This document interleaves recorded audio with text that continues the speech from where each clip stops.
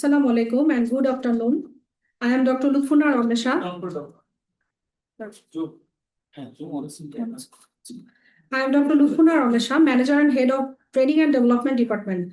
It is my great pleasure and honor to warmly welcome you all to today's CME session on management of diabetes during Ramadan. I would like to respectfully welcome our chief guest, Professor Dr. Jahidul Haq Sir, Chairman BSH, and our Honorable Chairperson, Professor Brigadier General Mamun Mustafi Sir, Chairman Academic Research and Publication Committee, BSH. We are privileged to have with us our today's keynote speaker, legendary Professor Dr. Indrajit Prasad, Consultant Department of Diabetes and Endocrinology, BSH, who will enlighten us on the topic of management of diabetes during Ramadan. I also extend a warm welcome to our special guest, Dr. Ahmed Zahid Hossain, Managing Director, and Professor Dr. Abdullah Al Shafi Mujumdar, Director of Medical Service, BSH. My sincere appreciation goes to our esteemed panel of experts, Professor Dr. Mahmudul Haq Sir, Professor Dr. MD Khaled Mohsin Sir, Professor Dr. MD Shohailul Islam Sir, Dr. Mukti Rani Shah Ma'am, Dr. Sharmin Chaudhary Ma'am, Dr. Ahmed Monjurul Aziz Imam Sir, Professor Dr. Mir Jamaluddin Sir, Professor Dr. Narayan Chandra Kundu Sir, Dr. Shamima Nargis Nila Madam, Professor Dr. MD Enamul Karim Sir, Dr. AKM Kamrul Huda Sir, and Dr. Muhammad Shahriar Faisal,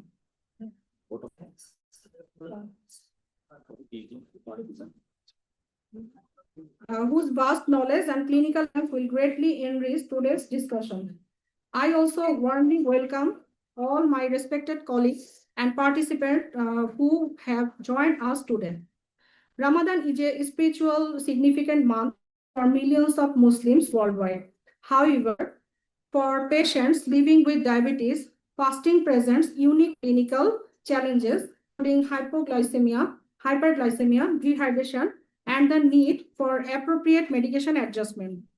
Today's session aims to enhance our understanding and equip us with practical strategies to provide optimal and safe care for diabetes patients who choose to fast during Ramadan.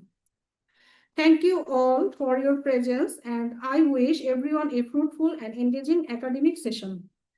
Now, I would like to respectfully welcome and request our today's keynote speaker for today's session, legendary Professor Dr. Indrajit Prasad Sir, Consultant Department of Diabetes and Endocrinology, kindly come on stage and enlighten us with his valuable insights. Sir, please.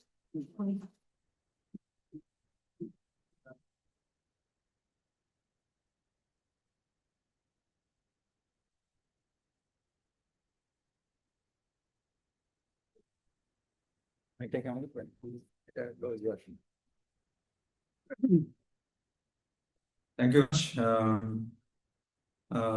academic and director sir, and authorities of the Bangladesh Specialist Hospital for giving me the opportunity to be the part of this program. And সবসময় আমি যেটা বলি রোজা রেখে সোয়াব নাও পাইতে পারি, কিন্তু আমার প্রেজেন্টেশনের কারণে যদি একজন মানুষের বেশি রোজা রাখতে পারে সেফলি, সেটা সোয়াবটা আমি পাবো। এই সুযোগটা আমি আসলে সবসময় নিতে চাই। তো থ্যাংক ইউ ভেরি মাচ। তো আজকের প্রতি বছর আমরা চেষ্টা করি যে রমজানের আগে দিয়ে এটা একটু আলোচনা করার জন্য। তো প্রতি বছরে কিছু আপডেটস আসে, আপনারা সবাই জানেন, জাস্ট একটুখানি রিক্যাপিচুলেশন প্রতি বছর এটা করতে হয় আমাদের। তো প্রতি বছরই আসলে প্রচুর নতুন নতুন ডায়াবেটিক ডায়াগনোসড হচ্ছে সারা পৃথিবী জুড়ে, বাংলাদেশের ব্যতিক্রম না। বাংলাদেশে অফিসিয়ালি 1,31,00,000 মানুষ ডায়াবেটিস, কিন্তু আনঅফিসিয়ালি আমার মনে হয় এটা 4 কোটি অথবা তার বেশি হবে। প্রি ডায়াবেটিসও এরকমই, প্রায় 3-4 কোটি প্রি ডায়াবেটিস। তো এবং প্রতি বছরই আপনি দেখতে পাচ্ছেন যে গ্লোবালি ইনক্লুডিং বাংলাদেশ প্রতি বছরই এই সংখ্যাটা বাড়ছে, এবং অন্যান্য মুসলিম অধ্যুষিত দেশের থেকে বাংলাদেশ মানুষ বেশি ধর্মপ্রাণ। সেই ধারাবাহিকতায় আমরা দেখি যে বাংলাদেশের প্রায় 98% মুসলিম আসলে রোজা রাখেন। সেজন্য এদের মধ্যে অনেকেই ডায়াবেটিক। সেজন্য আমাদের এটা একটা দায়িত্ব যে সবার রোজাটা যেন নিরাপদ হয়, at least diabetes point of view থেকে সেটা আমরা চেষ্টা করে যাই। তো আমরা শুরুতেই একটা কুইজ দিয়ে শুরু করি। আমাদের গাইনি ম্যাডাম আছেন এখানে, ডক্টর শামিমা নার্গিস, এবং আরো গাইনি কনসালটেন্টরা আছেন। তো আপনারা আপনাদের কিউআর কোড স্ক্যানারটা ওপেন করেন মোবাইলের। ইন্টারনেট কানেকশন থাকতে হবে। আপনারা একটু কোডটা স্ক্যান করেন। আমি একটা আপনাদের জন্য শুরুতেই দিই। 29 years old pregnant, well controlled type 2 diabetes, মানে আগে থেকেই জানেন যে ওনার টাইপ 2 ডায়াবেটিস আছে। On once daily determined insulin 10 unit at bedtime, রাতেবেলা 10 unit insulin উনি এক বেলা নিয়ে ওনার ডায়াবেটিস খুব ভালো কন্ট্রোল আছে। ভালো কন্ট্রোল বলতে আমরা বুঝি, ঝাই ম্যাডাম প্রায় পাঠান আমাদের কাছে যে খালি পেটে 5.3, ভরা পেটে 6.7। এটা হইলে আমরা বলবো যে উনি ভালো কন্ট্রোল আছে, ওনার কন্ট্রোল একদম পারফেক্ট। ওনার কোনো হাইপোগ্লাইসেমিক হিস্ট্রি নাই। Should the patient fast? So এখানে 3টা ক্যাটাগরি আছে, আপনারা উত্তর দিবেন। Fasting probably safe, fasting safety is uncertain, and fasting is unsafe. তো আপনারা অলরেডি উত্তর দেওয়া শুরু করেছেন। 3জন উত্তর দিয়েছেন। আমার মনে হয় আরো একটুখানি আগালে আমরা রেজাল্টটা দেখাবো যে আপনারা কে কি মনে করছেন আসলে যে এই pregnant lady 29 years, well controlled with minimum insulin 10 unit at bedtime. There is no history of hypoglycemia. Should the patient fasting? Fasting probably safe. Fasting safety is uncertain. Fasting is unsafe. So আপনারা উত্তর দিচ্ছেন, আমরা দেখতে পাচ্ছি। তো যেটা হচ্ছে যে আমাদের একটা গাইডলাইন আছে, ডায়াবেটিস ইন রামাদান অ্যালায়েন্স, এবং এবং এই বছর যেটা খুব ইম্পর্টেন্ট অগ্রগতি, সেটা হচ্ছে যে আমেরিকান ডায়াবেটিক অ্যাসোসিয়েশন কোনোভাবে এরকম ভাবে মানে অ্যাগ্রি করা অথবা ইনকর্পোরেট করা তাদের গাইডলাইনের মধ্যে, it's a big thing. So তারা কিন্তু এই ডিআর মানে ডায়াবেটিস ইন রামাদান অ্যালায়েন্স এবং আইডিএফ, এটা যে জয়েন্ট রামাদানের যে ডিক্লারেশন ডায়াবেটিক জন্য, সেটা কিন্তু একদম টোটাল যা যা দেওয়া আছে একদম অবিকল সেটা ডায়াবেটিক অ্যাসোসিয়েশনের যে গাইডলাইন সেটাতে তারা ইনকর্পোরেট করেছে এবং অ্যাকনোলেজ করেছে। তো সেখানেই এগুলো আলোচনা করা আছে। তো অনেকে অ্যান্সার করেছেন, আমরা দেখি। এখানে আপনারা 88 দিয়েছেন ফাস্টিং ইজ প্রবাবলি সেফ, 11% দিয়েছেন ফাস্টিং ইজ আনসেফ, এবং ফাস্টিং সেফটি আনসার্টেন 0% দিয়েছেন। তো থ্যাংক ইউ ভেরি মাচ। আপনারা বেশিরভাগই ভুল উত্তর দিয়েছেন, নাহলে আসলে আলোচনাটা আগাইতো না। সবাই যদি 100% সঠিক উত্তর দিত তাহলে এখানেই প্রেজেন্টেশন শেষ। থ্যাংক ইউ ভেরি মাচ, আমি চলে যেতাম। সো আমার জন্য স্কোপ তৈরি করেছেন যে না, কিছু না করতে পারে। সঠিক উত্তরটা হবে ফাস্টিং ইজ আনসেফ। এটা হচ্ছে যে সঠিক উত্তর। তো আমরা আরো দু একটা কেস সিনারিও দেখি। এখানে স্ক্যান করার কিছু নাই, আপনারা জাস্ট মুখে মুখে অ্যান্সার করেন। 56 years old, diabetic, type 2 diabetes for the last 9 years. উনি মেটফরমিন আছে এবং বেসাল ইনসুলিন নিচ্ছে। ওনার HbA1c 6.9%। ওনার কোনো হাইপোগ্লাইসেমিয়ার হিস্ট্রি নাই। Should the patient fast? এই পেশেন্ট কি ফাস্টিং করবে নাকি করবে না? Fasting probably safe, fasting safety uncertain, fasting is unsafe. A B C, কার কি মতামত এখানে? Fasting is safe. Fasting is safe, fasting is safe. অনেক বোল্ডলি একজন বললেন ফাস্টিং ইজ সেফ। অন্য অন্য কারো কোনো মতামত?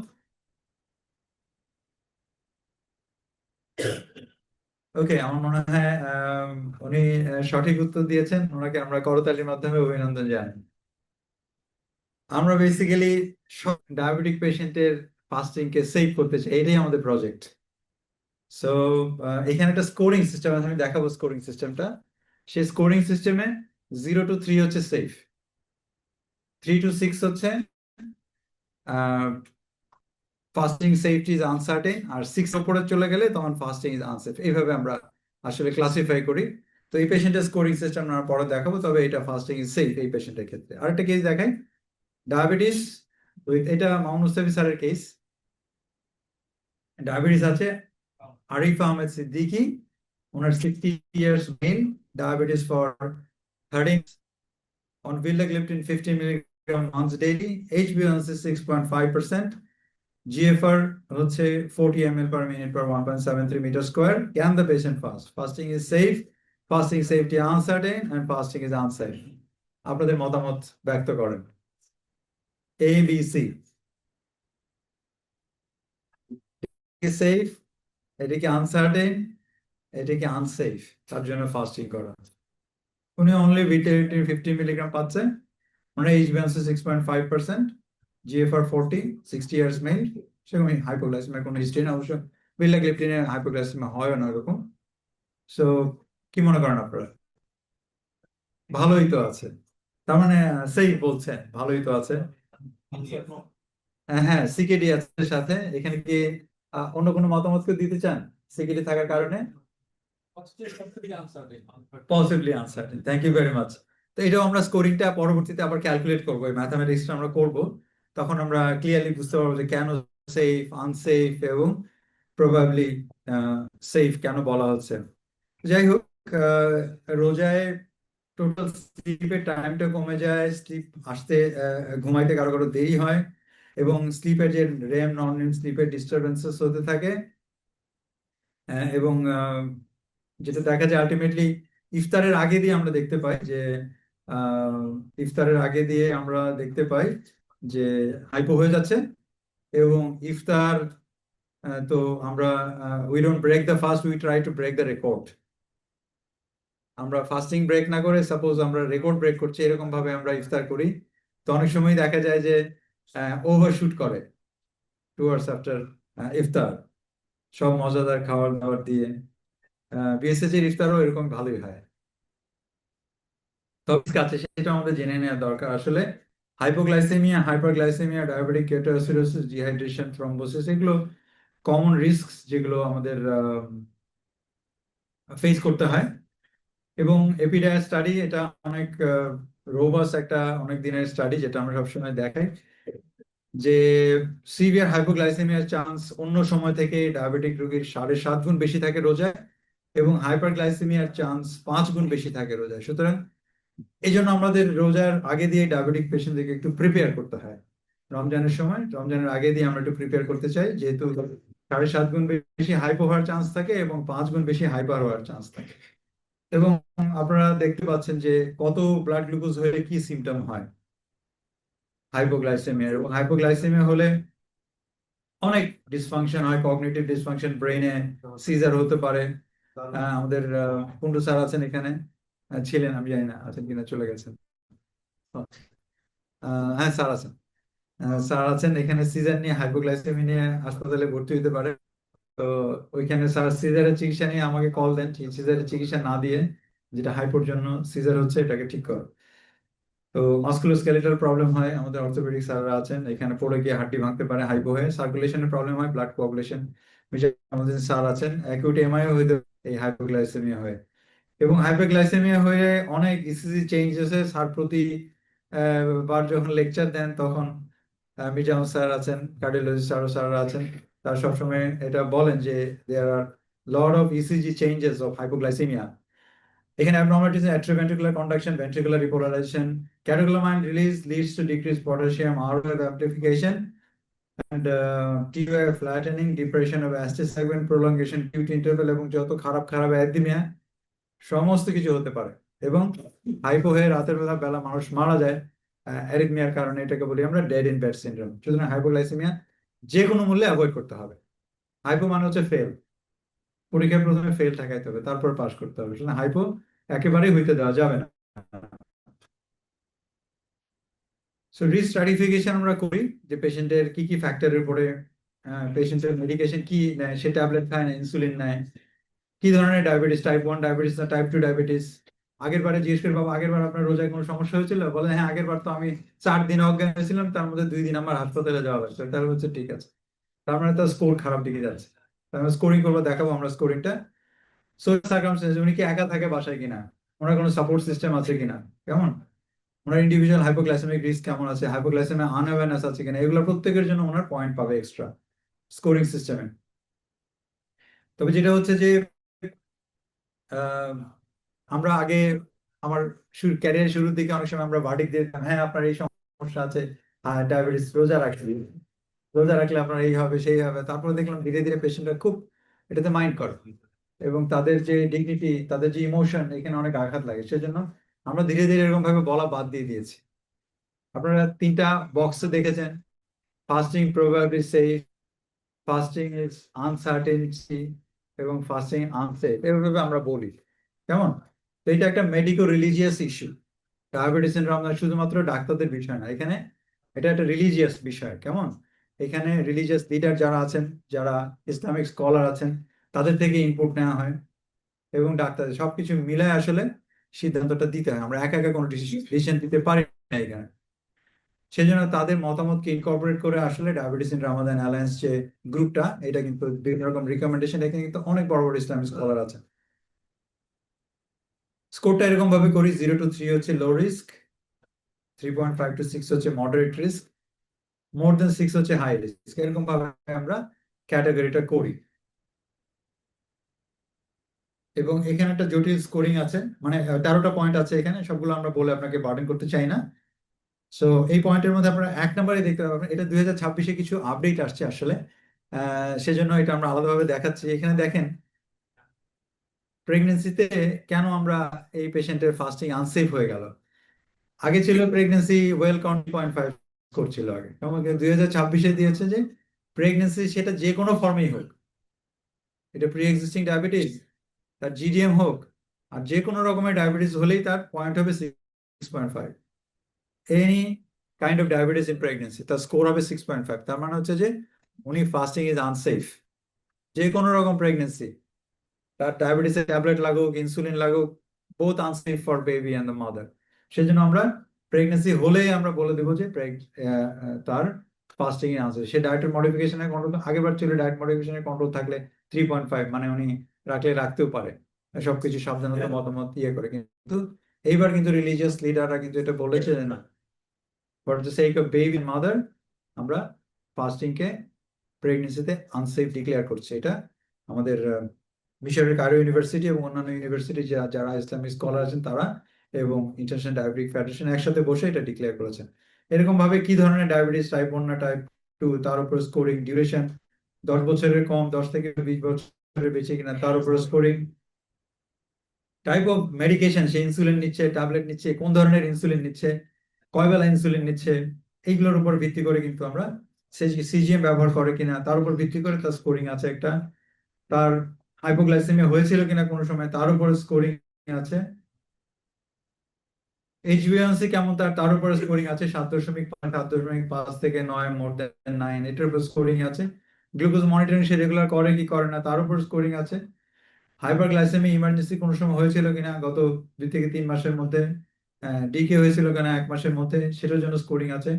Microvascular complication, unstable cardiovascular disease, তার উপর স্কোরিং আছে।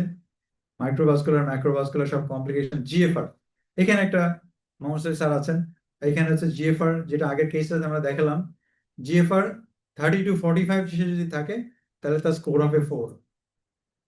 30 থেকে 45 যদি থাকে তার জিএফআর, তাহলে তার স্কোর হবে 4। মানে এখানেই সে কিন্তু ফাস্টিং প্রবাবলি আনসেফ, কিন্তু এখানে যে একটা পয়েন্টে কিন্তু সে 4 হয়ে গেছে। তার মানে 3 থেকে 6 পর্যন্ত যদি থাকে তাহলে তো প্রবাবলি আনসেফ হয়ে গেল, কেমন। সুতরাং ওই পেশেন্টের আপনারা ঠিকই আনসার দিয়েছেন যে এটা প্রবাবলি আনসেফ। নিউরোপ্যাথি আছে কিনা, ফুড কমপ্লেক্সন, ডায়াবেটিক রেটিনোপ্যাথি, এগুলো, কগনিটিভ ফাংশন কেমন, ফিজিক্যাল লেবার কেমন করে, ফাস্টিং ফোকাস, এডুকেশন তার দেওয়া হয়েছে কিনা, এই যে আমরা এডুকেশন দিচ্ছি এটার জন্য কিন্তু এক্সট্রা পয়েন্ট আপনারা পাচ্ছেন। এই যে আপনারা রামাদান ফোকাস এডুকেশন নিচ্ছেন, সুতরাং আপনারা কিন্তু স্কোর পেয়ে যাচ্ছেন। এবং ফাস্টিং আওয়ার 16 ঘন্টার কম না, 16 ঘন্টা, স্যার এবার কি 16 ঘন্টার কম হবে না বেশি হবে আমাদের? একটু কম হবে। তার মানে এবার আমরা 0 আমাদের স্কোর এখানে, কেমন, আমরা এগিয়ে আছি। সো 21 থেকে 26-এ অনেক কিছু চেঞ্জ হয়েছে আসলে। তার মধ্যে একটা ইম্পর্টেন্ট চেঞ্জেস যেটা আসছে সেটা প্রেগনেন্সি, আর একটা হচ্ছে যে technology use in diabetes in Ramadan, technology কেমন, টেকনোলজি সিজিএম ইনকর্পোরেট করা হয়েছে, ইনসুলিন পাম্প ইনকর্পোরেট করে যারা সিজিএম ব্যবহার করে তারা কিন্তু এডিশনাল পয়েন্ট পাচ্ছে এবং তাদের স্কোর কমে আসবে। যারা পাম্প ইউজ করে অটোমেটিক, আমরা জানি বাংলাদেশে আছে যে সেন্সর অগমেন্টেড পাম্প, সেই সেন্সর অগমেন্টেড পাম্প যদি লাগাই দেওয়া হয় তাহলে সে সুগারের ট্রেন্ড দেখে, ইনসুলিন যদি সুগার কমে যায় ইনসুলিন ডেলিভারি কমায় দেয়, যদি সুগার বেড়ে যায় ইনসুলিন ডেলিভারি বাড়ায় দেয়।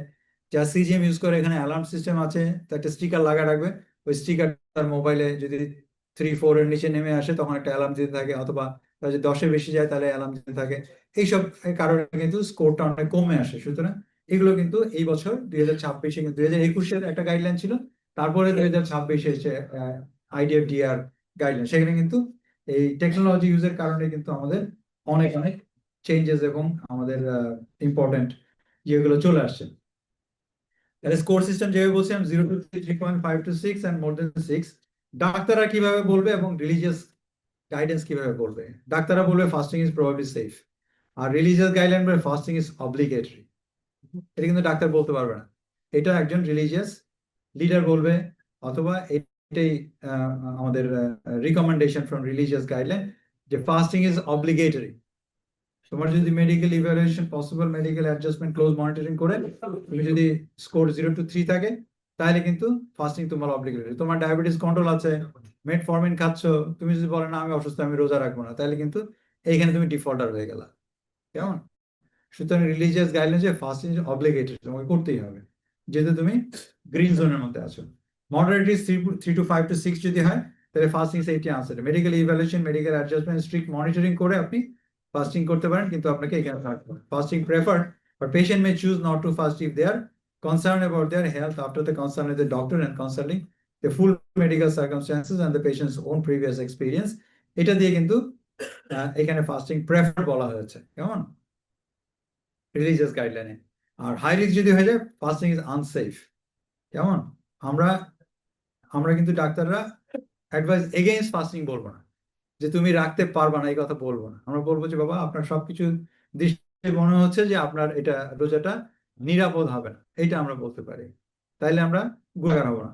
এবং রিলিজিয়াস গাইডলাইন বলবে যে ফাস্টিং ইজ প্রহিবিটেড, এগেইনস্ট আমরা মতামত দিচ্ছি, এটা হচ্ছে রিলিজিয়াস গাইডলাইন বলা। তাহলে দেখেন কিভাবে আমরা স্কোরিং করলাম। শামিনা ম্যাডামের পেশেন্ট 29 ইয়ার্স প্রেগনেন্ট, স্কোরিং সে এমনিতেই প্রেগনেন্সি, প্রথম যে কেসটা দেখলাম এমনিতেই 6.5 হয়ে গেছে। Well control type 2 diabetes 0, type 1 হলো 1, ইনসুলিন বেজাল নিচ্ছে স্কোর 1, বেজাল ইনসুলিন নিলে এক স্কোরিং পাবে, তাহলে টোটাল হচ্ছে 7.5 তার স্কোরিং হচ্ছে। তাইলে স্কোরিংটা যদি 6 এর উপরে হয়ে যায় তাইলে ফাস্টিং ইজ আনসেফ। সুতরাং সে প্রেগনেন্সি হওয়া মানে ফাস্টিং আনসেফ, সে পারবে না ফাস্টিং রোজা করতে। কেমন? এটা 2026 থেকে এই রিকমেন্ডেশন। আরেকটা কেস যেটা আমরা দেখাচ্ছিলাম, মেটফরমিন ইনসুলিন 56 এ 70 বছরের বয়সের বেশি হলে এক স্কোরিং পাবে, কিন্তু 56 বছর স্কোর 0। টাইপ 2 ডায়াবেটিস হলে 0, টাইপ 1 হলে 1, তাহলে টাইপ 2 এর জন্য 0। 9 বছর 10 বছরের বেশি ডায়াবেটিস হলে 1 পাবে, এখানে তার 9 বছর হয়েছে, সুতরাং স্কোরিং 0। মেটফরমিন, বেজাল ইনসুলিন, মেটফরমিনের জন্য স্কোর 0, বেজাল ইনসুলিনের জন্য 1। এইচবিএনসি 7% এর উপর, 7.5% এর উপর হয়ে গেলে 1, এখানে যদি স্কোর 0, যেহেতু তার 7.5% এর কম আছে। No history of hypoglycaemia, score 0, total score হচ্ছে 0, টোটাল স্কোর হচ্ছে 1, তাহলে আমরা ফাস্টিং প্রবাবলি সেফ, এখানে বলতে হবে ফাস্টিং সেফ। এইভাবে আমরা ক্যালকুলেশনটা করলাম। আর মামুন মুস্তাফি স্যারের পেশেন্ট, উনি দেখেন এখানে জিএফআর 40 মানে স্কোরসে এখানে 4 পেয়ে গেছে এবং সে 0.5 পেয়েছে 13 বছরের ডায়াবেটিসের জন্য। 10 উপরে যদি 10 বছরের বেশি যদি ডায়াবেটিস হয় তাহলে 0.5 কে স্কোরিং পাবে। সুতরাং 13 বছরের ডায়াবেটিস 0.5 সে পেয়ে গেছে, সবকিছু মিলাই তার 4.5 হয়ে গেছে। 3 থেকে 6 যদি হয় তাহলে ফাস্টিং সেফটি ইজ আনসার্টেন বলতে হবে। কেমন? তাহলে এটা ডাক্তার হিসেবে আনসার্টেন আমরা বলবো যে আপনি রাখতে পারেন, কিন্তু আপনাকে এরকম ভাবে আমাদেরকে এইসব নিয়ম কানুন মেনে যদি আপনি রেগুলার সুগার মাপেন, রেগুলার ডাক্তারের সাথে পরামর্শ করেন, সেরি না করে যদি রোজা না রাখেন ইত্যাদি ইত্যাদি, আমরা 100টা শর্ত দিব, দিয়ে বলবো যদি আপনি এটা ফুলফিল করতে পারেন তাহলে আপনি রোজা রাখেন, কোনো অসুবিধা নেই। কিন্তু এখন কথা হচ্ছে এই যে স্কোরিং করতেছেন, এই স্কোরিংটা খুব সহজ। আমি তো কঠিন কিছু না। আপনার একটা ডিআর সাফা বলে একটা ইয়ে আছে, অ্যাপ আছে, আপনারা প্লে স্টোর থেকে অথবা অ্যাপ স্টোর থেকে আপনার একটা অ্যাপ নামায় নেবেন, আপনি স্কোর এন্ট্রি করতে পারবেন, ওই অ্যাপ দিয়ে ইজিলি আপনার ক্যালকুলেট করতে পারবেন। এটা মাথা কামানোর কোনো অথবা মুখস্থ রাখার কোনো দরকার নেই, অ্যাপেই আপনি সবকিছু পেয়ে যাবেন। এবং ওই ডিআর সাফা অ্যাপটাতে আপনি দেখবেন এটা ডায়াবেটিস রামাদান অ্যালায়েন্স গ্রুপের অ্যাপ। ওখানে কিন্তু মেডিকেল অ্যাডভাইস দেওয়া আছে, ডায়েটারি মডিফিকেশন অ্যাডভাইস আছে, পার্সোনালাইজ অ্যাডভাইসও দেওয়া আছে। কেমন ওই অ্যাপের মধ্যে কিন্তু ইউল গেট এভরিথিং। আমি যা যা বলতেছি সবকিছু পার্সোনালাইজড এবং মানে অনেকটা এআই এর মতো কাজ করে। আপনি এটা দিয়ে কিন্তু আপনার একদম এক্সাক্ট আমি যা যা বলছি সবকিছু কিন্তু আপনি 1 সেকেন্ডের মধ্যে ক্যালকুলেট করে ফেলতে পারবেন। তো যাই হোক, আমরা যতই বলি এই হাই রিস্ক, মডারেট রিস্ক, হ্যাঁ, যে হাইপো হবে, এটা করবেন না, ওইটা করবেন না, কিন্তু স্টাডিতে দেখা গেছে যারা হাই রিস্ক গ্রুপ তাদের মধ্যে তারা 27টা রোজা রেখেছে। তার মানে এই যে ইমোশন, এটা কিন্তু আমরা কিন্তু ম্যানেজ করতে পারি না। পেশেন্টদেরকে আমরা বলি যে আপনারা রোজা রাখেন তো, কিন্তু যারা হাই রিস্ক গ্রুপ তারা 27টা রোজা রেখেছে, এবং ভেরি হাই রিস্ক গ্রুপ তারাও 24টা রোজা রেখেছে, তাইলে? এবং এটা আমাদের দেশের একটা স্টাডি, যেখানে দেখা যাচ্ছে হাই রিস্ক পেশেন্ট প্রায় 73% পেশেন্ট, আমাদের বাংলাদেশে এটা স্টাডি, 73% পেশেন্ট কিন্তু হাই রিস্ক গ্রুপের মধ্যেও তারা রোজা রেখেছে। কেমন? এবং সাকসেসফুলি তারা 71টা রোজাও রাখতে পারছে। 71% তারা সাকসেসফুলি 30টা রোজা রেখে ফেলছে। এটা আমাদের দেশের স্টাডি। তাই রিস্ক কমানোর জন্য আমরা কি করি? আমরা প্রি রামাদান এডুকেশন দিই। আর রমজানের সময় আমরা নিউট্রিশনাল প্ল্যান, আমাদের নিউট্রিশনিস্ট আছে এখানে, নিউট্রিশনাল প্ল্যান দিয়ে দিই, রেগুলার সুগার মাপতে বলি, এবং রমজানের পরে একটা ফলো আপ করি যে তার ডিরেঞ্জমেন্ট কেমন হলো, কিভাবে আমরা এটা মিটিগেট করবো। কেমন? এবং এই যে ডায়াবেটিস ফোকাস যে এডুকেশন, কেমন, সেই এডুকেশন দিয়ে কিন্তু প্রচুর পেশেন্টের, যেরকম 7.5 গুণ বেশি দেখাচ্ছে যে হাইপো হবে, 5 গুণ বেশি দেখাচ্ছে হাইপার হবে, এটা কিন্তু আমরা যদি এডুকেশন দিতে পারি, তাহলে দেখেন এটা বিদেশি স্টাডি, এটা আমাদের দেশের স্টাডি, যে 7.5 গুণ বেশি সেটাকে আমরা কিন্তু 3.5 গুণে নামিয়ে আনতে পেরেছি, যদি আমরা স্ট্রাকচার রামাদান এডুকেশন দিয়েছিলাম, এবং সেখানে এটা আমাদের বাংলাদেশের স্টাডি। এবং যেটা 4 গুণ বেশি হাইপার হওয়ার কথা, সেটা মাত্র 2 গুণ হয়েছে, এটা বাংলাদেশের স্টাডি। কেমন? তাহলে education is the most powerful weapon that can change the world. সুতরাং আমরা প্রি রামাদান এডুকেশন, সেটা কিন্তু আমরা দিয়ে কিন্তু পেশেন্টের কমপ্লিকেশন কমাতে পারি। মিল প্ল্যানিং দিব আমরা, ফিজিক্যাল অ্যাক্টিভিটির ব্যাপারে কথা বলবো, ব্লাড গ্লুকোজ মনিটরিং এর কথা বলবো, ড্রাগ অ্যাডজাস্টমেন্টের কথা বলবো। আমরা 3টা লেভেলে এডুকেশন দিয়ে থাকি। একটা জেনারেল পাবলিকের জন্য দিই, হেলথ কেয়ার প্রফেশনাল, যেটা আমরা আজকে দিচ্ছি। কেমন? এটা আমাদের দায়িত্বের মধ্যে পড়ে যে আমরা 3টা গ্রুপকে যেন আলাদা আলাদা ভাবে এডুকেশন দিই। আজকে যে এডুকেশনটা দিচ্ছি, this is part of the health care professionals, এটা আমরা দিচ্ছি। এবং পেশেন্টের জন্য আলাদাভাবে এডুকেশন গ্রুপ থাকবে, এবং জেনারেল পাবলিকের জন্য আলাদা গ্রুপ থাকবে। জেনারেল পাবলিকের জন্য মাস মিলিয়ে আমরা অ্যাওয়ারনেস করি প্রচুর। রমজানের আগে আমরা অনেকগুলো টিভি প্রোগ্রাম করেছি। শামিন আছে এখানে, শামিনও করেছে। আমাদের যারা ডায়াবেটিস নিয়ে কাজ করে, এন্ডোক্রাইনোলজি, সবাই নানান রকম সময় টেলিভিশন প্রোগ্রাম করে থাকি, এবং এটা ম্যাস মিডিয়াতে আমরা পাবলিকের জন্য। আর এটা আমরা এখানে দিচ্ছি, প্লাস ডাক্তারদের জন্য এটা এডুকেশন প্রোগ্রাম। আর পেশেন্টদের জন্য এটা একটা ডায়াবেটিস মেলা হয়েছিল, সেখানে প্রায় 3000 ডায়াবেটিক পেশেন্ট আসছিল বিভিন্ন সেশনে, এবং তাদেরকে আমরা এডুকেশন দিয়েছি সরাসরি। এই 3টা গ্রুপে আমরা এডুকেশন দিয়ে থাকি। সবার মধ্যে একটা, এই এডুকেশনের একটা পার্ট হচ্ছে ব্লাড গ্লুকোজ মনিটরিং করতে পারবো কি পারবো না। সবার মধ্যে একটা ধারণা আছে সুগার মাপলে মনে হয় রক্ত বেরোলে মানে রোজা নষ্ট হয়ে যাবে, কিন্তু এটা আমরা আগে বললে রুগী রাগ করতো, কিন্তু আমরা এখন সার্টিফিকেট জোগাড় করেছি। এটা মিশরের কায়রো ইউনিভার্সিটি থেকে আমাদের একটা ফতোয়া আসছে যে আঙ্গুলের মাথা থেকে 1 ফোঁটা রক্ত নিয়ে ডায়াবেটিস চেক করলে রোজা মাকরুহ হওয়ার কোনো সম্ভাবনা নেই। এটা আমাদের সার্টিফিকেট আছে, এটা আমাদের কথা না, এটা বিজ্ঞ আলেমরা বলেছেন। এবং আমাদের বায়তুল মোকাররমের মরম খতিব সাহেব ওবায়দুল হক, উনিও এখানে ক্লিয়ারলি বলেছেন রমজানের মাঝে রোজা রেখে রক্ত পরীক্ষা করা এবং চামড়ার নিচে ইনসুলিন নেওয়া জায়েজ হবে। এটা বায়তুল মোকাররম থেকে আমাদের সার্টিফিকেট। এই সার্টিফিকেট আমরা চেম্বারে ঝুলায় রাখি, পোস্ট করি বিভিন্ন সময়, আমরা পেশেন্টকে মোটিভেট করার জন্য। হ্যাঁ, কোরআন হাদিস অনেক কিছু আমারও শিখতে হয়েছে আসলে, টাইম টু টাইম বলার জন্য। কেমন? তো মনিটর কখন করব আমরা? আমরা ইফতারের আগে, ইফতারের 2 ঘন্টা পরে, সেহরির আগে, সকাল 9টা-10টার সময় একবার করব, দুপুরবেলা একবার করব, আবার ইফতারের আগে দিয়ে একবার করবো। এরকম ভাবে আমরা যদি পিরিয়ডিক্যালি মনিটর করতে পারি, তাহলে কিন্তু হাইপোগ্লাইসেমিয়া হওয়ার চান্সেস কম থাকবে, এবং আমরা কিন্তু বুঝতে পারবো যে কখন কি হচ্ছে, এবং সেই হিসাবে আমরা অ্যাকশন নিতে পারবো। এবং এর আধুনিকায় যেটা আসছে 2026 সালে, সেটা হচ্ছে সিজি। আমরা কিন্তু একটা স্টিকার এখানে লাগিয়ে কিন্তু আমরা মোবাইলে কন্টিনিউয়াস দেখতে পারবো যে আমার ব্লাড গ্লুকোজ কত আছে। এবং আগে এটা 80,000 টাকা লাগতো এই সিস্টেম ইনস্টল করার জন্য। এখন মাত্র 5,000 টাকায় আমরা 14 দিনের জন্য স্টিকার লাগাই দিতে পারি, এবং 2টা স্টিকার যদি রোজায় ব্যবহার করে, তাহলে কিন্তু আমাদের পুরো রোজা কিন্তু কাভার হয়ে যাবে। কেমন? এবং সেফলি আমরা রোজা রাখতে পারবো। এটা খুব ইম্পর্টেন্ট। এবং 2026 গাইডলাইনে American diabetic association plus diabetes in Ramadan alliance, international diabetic federation সবাই রিকমেন্ড করছেন। কখন রোজা ভাঙতে হবে? যদি ব্লাড গ্লুকোজ 3.9 এর নিচে নেমে যায় এবং 16.6 এর উপর উঠে যায়, তাহলে রোজা ভাঙতে হয়। এটা হচ্ছে রিকমেন্ডেশন। কিন্তু রিকমেন্ডেশন মানে কয়জন? প্র্যাকটিক্যাল স্টাডিতে দেখা যায় যে 85.7% পেশেন্ট হাইপো হয়ে যাওয়ার পরেও তার এই আধা মিনিট, এই 1 মিনিট, এই 5 মিনিট, এই 10 মিনিট, এই 15 মিনিটেই তো হয়ে যাচ্ছে। কেমন?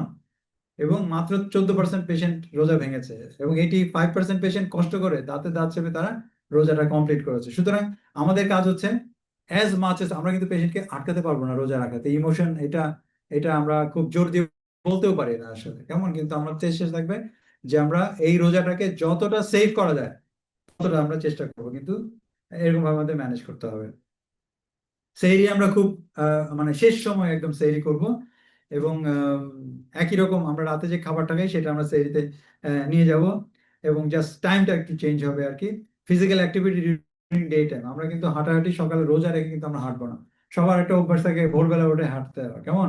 কিন্তু রোজার মধ্যে আমরা ভোরবেলা উঠে মানে ফাস্টিং টাইমটাতে হাঁটতে আমরা মানা করি। আমরা কি বলি, ইফতারের 1-2 ঘন্টা পরে আপনি হাঁটতে পারেন, অথবা কেউ যদি 20 রাকাত নামাজ পড়ে তারাবির নামাজ, তাহলে কিন্তু তার এক্সারসাইজ যেটা ডায়াবেটিসের কোটা, কেমন, সেটা কিন্তু তার ফুলফিল হয়ে যায়, আলাদাভাবে তার এক্সারসাইজ করা দরকার। কেউ যদি কমফোর্টেবল থাকে হাঁটতে চায় হাঁটতে পারে, কিন্তু সেটা ইফতারের 1-2 ঘন্টা পরে হাঁটতে পারবে। ডায়েটের মডিফিকেশন, আমরা drink more water to avoid dehydration. Dehydration হওয়ার যেহেতু চান্স থাকে, থ্রম্বোসিস হওয়ার চান্স থাকে, আমরা যতক্ষণ আমাদের অনুমতি রয়েছে ততক্ষণ আমরা বেশি বেশি পানি খাবো। সুগার কিন্তু আবার আমাদের মানুষ স্যার আছেন, উনি তো আবার রেস্ট্রিকশন দিয়ে দেবে যে 1 লিটারের বেশি পানি খাবেন না, 1.5 লিটারের বেশি পানি খাবেন না, 2 লিটারের বেশি পানি খাবেন না। এরকম আমাদের কার্ডিওলজিস্টও রেস্ট্রিকশন দিয়ে দেন। এখন ইউরোলজিস্টও রেস্ট্রিকশন দিয়ে দেন যে পানি কম খাবে তাহলে পেশাবের যে স্পিড এটা কম হবে। কেমন? তো সবকিছু মিলে এখানে কিছু কন্ট্রাডিকশন হয়ে যায়। সুগার আমরা অ্যাভয়েড করব। আম, সরাসরি আমরা আমরা ন্যাচারাল সোর্সের মধ্যে আমরা কচি ডাবের পানি খেতে পারি, তাহলে কিন্তু আমাদের এই যে শরবত খাওয়ার যে একটা টেন্ডেন্সি, কেমন, সেটা কিন্তু আমাদের আমরা ম্যানেজ করতে পারবো। আমাদের এখানে গ্যাস্ট্রোএন্টারোলজি এনামুল স্যার আছেন, আমার মনে হয় এটা জিআই ফ্রেন্ডলি, তাই না? রোজার মধ্যে শরবত, কচি ডাবের পানি। Thank you very much. আমাদের is a very good friend of mind sir. কচি ডাবের পানি, কেমন? তো avoid food rich in fat, avoid avoid heavy iftar and light store, এটা আমাদের অ্যাভয়েড করতে হবে। Keep same calorie before Ramadan, take complex carbohydrate, সারাদিন যেন আমাদের ভাত রুটি এগুলো আমরা খাবো। অনেকে আছে যে সেহরি না করে আমরা রোজা রাখি, অথবা রাতের বেলা 12টার সময় খেয়ে ঘুমায় যায় আর উঠি না, এগুলো খুব ডেঞ্জারাস কিন্তু ডায়াবেটিক পেশেন্টদের জন্য। সো এখানে ডায়েটারি গাইডলাইন আছে, আমাদের এখানে নিউট্রিশনিস্ট আছে, উনি মতামত দিতে পারেন। Exercise, physical activity should be reduced during day Times, and exercise can be performed for an hour after iftar. Increased prayer should be taken into account. সেই যে আমাদের তারাবির নামাজ, সেটাকে আমরা অ্যাকাউন্টে নিব। সবচেয়ে গুরুত্বপূর্ণ হচ্ছে ডোজ অ্যাডজাস্টমেন্ট, ওষুধের ডোজ অ্যাডজাস্টমেন্ট। সবাই ফাইনালি এটাই জানতে চায়, ডাক্তার সাহেব এত কাহিনী শুনতে চাই না, কেমন, এত অভিনয় শুনতে চাই না, বলেন ওষুধ কি আর ডোজ কি। তাহলে ওষুধ আর ডোজের ব্যাপারে আমরা আসি। এখানে অনেক অনেক ডায়াবেটিসের এখন তো ব্যাটারি অফ মেডিকেশন। এখন বাংলাদেশে পৃথিবীর এটা একটা খুব ভালো একটা দেশ, যেখানে পৃথিবীর সকল ডায়াবেটিসের ওষুধ এখন অ্যাভেলেবল আছে। সো এখানে নোভো নর্ডিস্ক আছে, মানে ইউরোপের বাইরে প্রথম যে দেশে মানে ইনসুলিন এক্সপোর্ট হয় সেটা হচ্ছে বাংলাদেশ। যার insulin producing country Denmark, Denmark না, ডেনমার্কের বাইরে প্রথম যে দেশে ইনসুলিন আসে ইম্পোর্ট হয়ে, সেটার নাম হচ্ছে বাংলাদেশ। কেমন? সো মেটফর্মিনের কথা বলছিলাম, মেটফর্মিনের আসলে ডোজ চেঞ্জের দরকার পড়ে না। ওয়ান্স ডেইলি যারা খাচ্ছে তারা ওয়ান্স ডেইলি খাবে, যারা টুয়াইস ডেইলি সকালে রাতে খাচ্ছে তাহলে ইফতারের পরে সেহরিতে খাবে, যারা 3 বেলা খাচ্ছে তারা 2 বেলার ট্যাবলেট ইফতারে খেয়ে ফেলবে, আর 1 বেলার ট্যাবলেটটা সেহরিতে খাবে। যাদের প্রোলং রিলিজ ট্যাবলেট আছে এক্সআর ফর্মে, সেটা 24 ঘন্টা একবার খেতে হবে, কোনো চেঞ্জের দরকার নেই। মেটফর্মিন গেল। সালফোনাইল, সাপোজ 80 মিলিগ্রাম গ্লাইক্লোজাইড সকালে খাচ্ছে রাতে খাচ্ছে, যদি সকালে খায় 80 মিলিগ্রাম, তাহলে সকালে একটু সকালেই থাকবে, মানে ইফতারে থাকবে।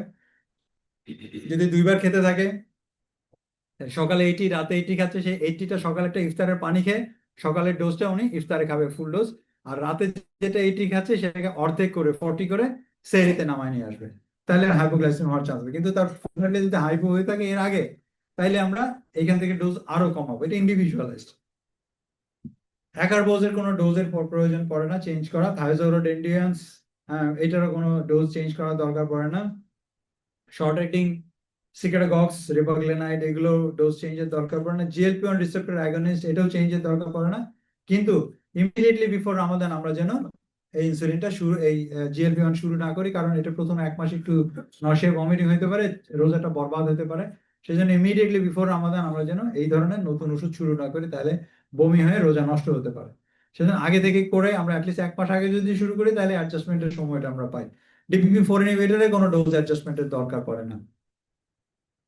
SGLT2 ইনহিবিটর নিয়ে আগে অনেক ভয় কাজ করতো, আমাদের দেশে স্টাডি হয়েছে, আমরা স্টাডি করেছি, যেখানে দেখিয়েছে যে DPP-4 ইনহিবিটর সেফ, এবং এটা সাধারণত আমরা ইফতারের সাথে খেয়ে নিই, এবং এক্সট্রা পানি খাওয়ার দরকার পড়ে। সাধারণত DPP-4 ইনহিবিটর যেহেতু অসমোটিক ডায়ালিসিস করে, আমরা 24 ঘন্টায় 4 গ্লাস পানি, যদি নেফ্রোলজিস্ট কার্ডিওলজিস্ট অ্যালাউ করেন, তাহলে এক্সট্রা 4 গ্লাস অথবা 1 লিটার পানি আমরা ইনটেক করতে বলি। সো এটা খুব ইম্পর্টেন্ট। এবার আসি আমরা ইনসুলিনের ব্যাপারে। ইনসুলিন হচ্ছে, যারা আমরা 2 বেলা ইনসুলিন নিচ্ছি, যারা একবার ইনসুলিন নিচ্ছি সেম ডোজে ইফতারে নিয়ে নেব। যারা 2 বার নিচ্ছি তারা সকালের ডোজটা ইফতারে নিয়ে যাব, এবং আমরা বিকালের ডোজটা হাফ করে সেহরিতে নিয়ে যাব। আর 3 বার যেটা নিচ্ছি তারা মর্নিং ডোজটা ইফতারে নিয়ে যাব, দুপুরের ডোজটা আমরা বাদ দিয়ে রাতের ডোজটাকে হাফ করে সেহরিতে নিয়ে যাব। এবং এখানে অ্যালগোরিদম দেওয়া আছে যে কত থাকলে আমরা কত করে চেঞ্জ করবো ইনসুলিনের ডোজটা, অ্যাডজাস্টমেন্টটা দেওয়া আছে এখানে আমরা দেখতে পাচ্ছেন। এবং একটা জিনিস খুব লক্ষণীয় যে আমরা আসলে বেশিরভাগই তো আসলে কনভেনশনাল ইনসুলিন ব্যবহার করি, কিন্তু আধুনিক যে ইনসুলিন গুলো যেমন নোভোমিক্স 30, এটা কিন্তু অ্যানালগ ইনসুলিন। নোভোমিক্স 30 ইমিডিয়েটলি দেওয়া যায়, মানে এটা তো রোজার ব্যাপার, অনেকে রোজার আগে ইফতারের আগে দিতে চায় না, সুতরাং নোভোমিক্স 30 আমরা যদি ইফতারের সময়, ইফতারের পানি খেয়ে আমরা দিতে পারি, ইফতারের মধ্যে দিতে পারি। আর এগুলো আধুনিক insulin can be taken immediately after mill even. So আমরা ইফতারের পর পরও দিয়ে দিতে পারি ইনসুলিনটা। সুতরাং এটা সুবিধা আছে আমাদের অ্যানালগ ইনসুলিনে, কারণ এটা যে ফিজিওলজি মিমিক করে, এবং শর্ট অ্যাক্টিং ইনসুলিন যেরকম এরকম একটা শোল্ডারিং এফেক্ট থাকে, কিন্তু আল্ট্রা শর্ট অ্যাক্টিং হওয়াতে নোভোমিক্স 30 এটার কোনো শোল্ডারিং এফেক্ট থাকে না, সুতরাং নোভোমিক্স 30 আমরা ইজিলি ইউজ করতে পারি। এবং এই নোভোমিক্স 30 যেটা আমরা অ্যানালগ ইনসুলিন, আমাদের কনভেনশনাল ইনসুলিন থেকে এই ইনসুলিন কিন্তু হাইপো হওয়ার চান্স 55% কম, এবং নকটার্নাল হাইপোগ্লাইসেমিয়া হওয়ার চান্স কিন্তু কনভেনশনাল ইনসুলিন থেকে এই নোভোমিক্স 30 50% কম। এখন আছে long acting insulin. Long acting insulin আমরা জানি, সাপোজ একবেলা আমরা লং অ্যাক্টিং ইনসুলিন নিচ্ছি, গ্ল্যাডজিন অথবা আমরা যদি ট্রেসিবা নেই, ডেগ্লুডেক, সেটা কিন্তু আমরা 15 to 30% ডোজ কমিয়ে আমরা ইফতারের পরে নিয়ে নিব, অথবা রাতে শোয়ার সময় নিতে পারি। এনপিএইচ যদি আমরা নেই, সাপোজ ইনসুলেটর, যদি আমরা সকালে 10 রাতে 10 নেই, সেটা আমরা সকালবেলা 10টাকে আমরা ইফতারে নিব, রাতে 10টাকে 5 করে আমরা সেরিতে নিয়ে নিব। এবং কিভাবে ডোজ কমাইতে বাড়াইতে হবে সেটার একটা অ্যালগোরিদম দেওয়া আছে, আপনারা দেখে নিতে পারেন। রমজানের পরে কিন্তু আমাদের একটা ভালো রকম অ্যাসেসমেন্টের দরকার আছে, কোনো ডিটেইলমেন্ট হয়েছে কিনা এটা আমরা কারেকশন করার চেষ্টা করব। আমার প্রোগ্রাম প্রায় শেষের দিকে, আমরা একটা কেস দেখাই আপনাদেরকে। আপনারা আবার একটু আমাদেরকে ভোট দেন। অলরেডি কয়েকদিন আগে আপনারা ভোট দিয়েছেন, এবং আপনাদের অভ্যাস হয়ে গেছে ভোট দিয়ে। এখন আপনারা দেখি আমাদের এই ভোটে অংশগ্রহণ করেন। 44 ইয়ার্স ওল্ড মেল, আপনাদের মোবাইল ফোনটা বের করেন, কিউআর কোড স্ক্যান করেন। 40 year male, female, 44 female with type 2 diabetes, 44 বছর, আমরা কিন্তু স্কোরিং সিস্টেম দেখিয়ে দিয়েছি। 44 বছর বয়স, ফিমেল পেশেন্ট, টাইপ 2 ডায়াবেটিস। উনি স্প্লিট ডোজ ইনসুলিন নিচ্ছে, নোভোমিক্স 30, সকালে 8টায় নেয়, আবার রাতে 9টায় নেয়, ব্রেকফাস্টের সাথে আর ডিনারের সাথে উনি ইনসুলিন নিচ্ছেন। তাহলে এখন কিভাবে উনি চেঞ্জ করবেন? She is willing to fast during Ramadan and would like to know how and when to take insulin. 1 নম্বর অপশন হচ্ছে উইথ ইফতার অনলি। উনি 2 বেলা নিচ্ছেন, কিন্তু সকালে রাতে, সকাল 8টায় রাতে 9টায় ইনসুলিন নিচ্ছেন। এখন রোজায় কি করবেন? শুধু ইফতারে নেবেন, সেহরির ডোজ বাদ, উইথ সেম ইনসুলিন ডোজ। সকালে রাতে উনি যা নিচ্ছেন সেম সেম উনি ইফতারের সেহরিতে নেবেন। আপনারা স্ক্যান করে উত্তর দেন, উইথ ইফতার এন্ড সোহর, ইফতারে এবং সেহরিতে নিব আমরা। ইফতারে যা নিব, সকালে ইফতার নিব, রাতেরটা 50% করে সেহরি নেব। এটা কি ঠিক? সকাল 8টার সময়, সন্ধ্যা 7টার সময় নিব। সকাল 8টায় অ্যাজ ইউজুয়াল ইনসুলিন কিন্তু চামড়ার নিচে নিলে রোজা ভাঙে না কিন্তু, সুতরাং সকাল 8টায় আমরা নিতে পারবো, অপশন ডি। এবং সন্ধ্যা 7টার সময় একটুখানি অ্যাডজাস্ট করে নিলাম আর কি, সকাল 8টায় এবং সন্ধ্যা 7টায়। আর এটা হচ্ছে বিকাল 4টার সময়, রাত 10টার সময়, এটাও একটু অ্যাডজাস্টমেন্টে নিলাম, যে ইফতারের আগে আগে নিলাম বিকাল 4টার সময়, আর রাতে 10টায় নিলাম, সবসময় যেরকম রাতে আমরা নিয়ে অভ্যস্ত। তো আপনাদের মতামত ব্যক্ত করেন। অলরেডি 8জন ভোট দিয়েছেন। ভোটার উপস্থিতি খুবই কম এই এই কেন্দ্রে। আহ, আপনারা হা না ভোট দিতে সব বিরত থাকছে অনেকে, আমার মনে হয়। যত ভোট পড়েছে, হা না ভোট তার কম পড়েছে স্যার। অনেকে ভোট দিতে বিরত, এটা এখানে কোনো ইয়ে নাই। এটা অত্যন্ত এটা একটা সোহাবের কাজ, আপনারা ভোট দেন। হ্যাঁ, 13 জন, thank you very much sir, বেড়েছে। 13 জন ভোট দিয়েছে অলরেডি। তো আমরা রেজাল্ট দেখাই আপনাদের। কি রেজাল্ট? এক্সেলেন্ট, উইথ ইফতার এন্ড সোল 93%। স্যার আগের বার স্যার সাকসেস ছিল মাত্র 10%। Sir thank you very much. তো কিছু কাজে লাগতেছে ক্লাস, আমার মনে হয় 97%, 88% হয়ে গেছে। তো আমাদের সঠিক উত্তর দিয়েছেন শতকরা 88%। আমরা একটা জোরে করতালির মাধ্যমে তাদেরকে, অডিয়েন্সকে অভিনন্দন জানাই। প্রায় 90%-এর কাছাকাছি হয়ে গেছে। অনেকে আবার ভোট চেঞ্জও করছে। ওকে,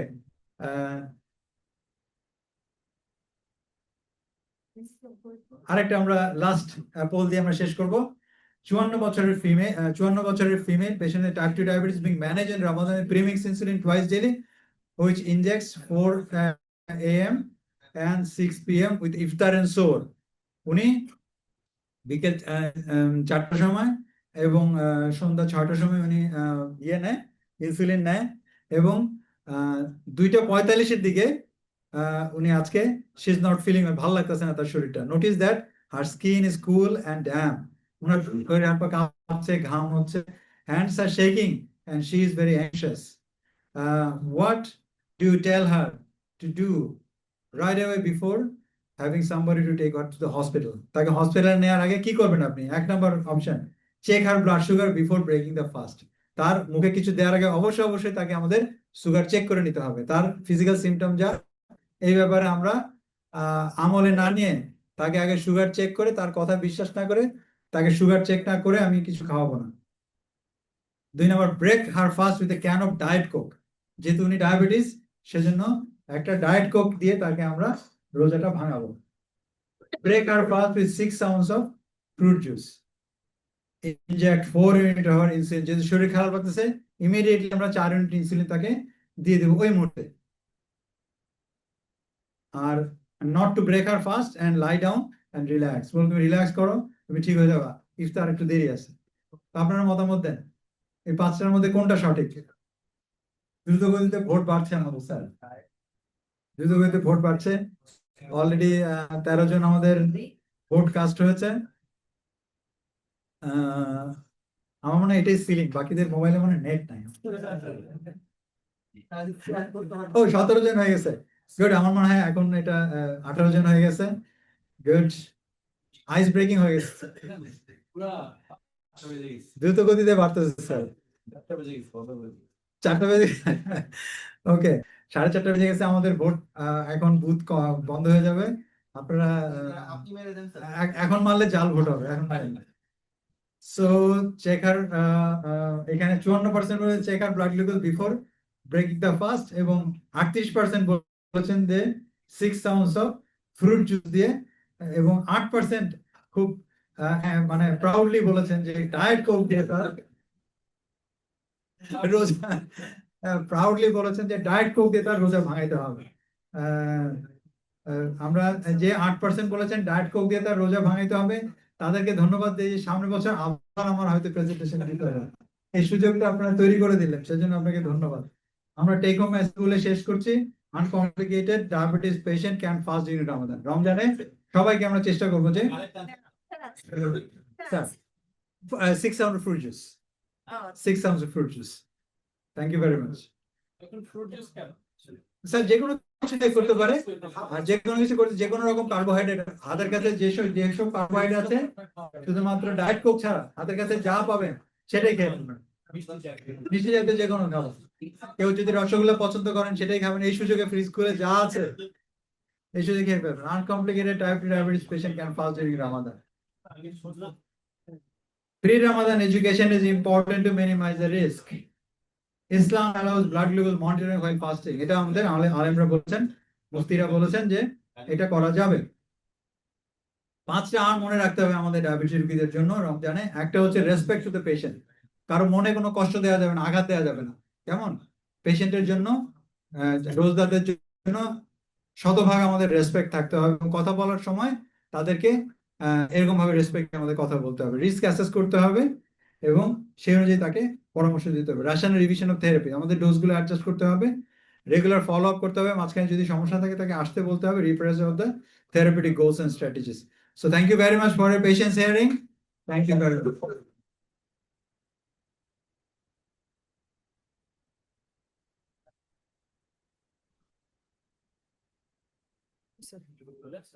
Now the floor is open for question and answer session.